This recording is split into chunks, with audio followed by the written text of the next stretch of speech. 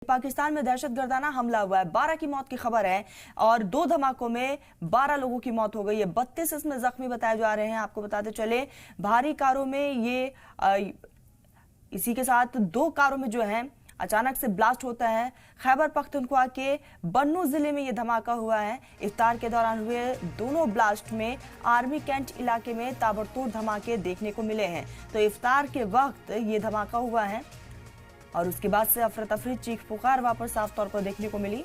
12 लोगों की मौत की खबर है। 32 इसमें शदीद तौर पर जख्मी बताए जा रहे हैं। फिलहाल इलाज चल रहे हैं और इस पूरे मामले को लेकर जांच पड़ताल का सिलसिला भी जारी है।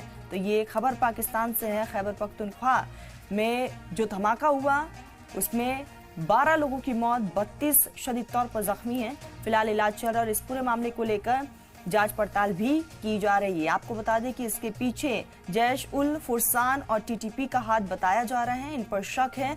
हालांकि अभी तक इस हमले की जिम्मेदारी किसी ने नहीं ली है। तो धमाकों में 12 लोगों की मौत, 32 घायल और इस पूरे मामले को लेकर फिलहाल जांच पड़ताल हर एक एंगल से जारी है।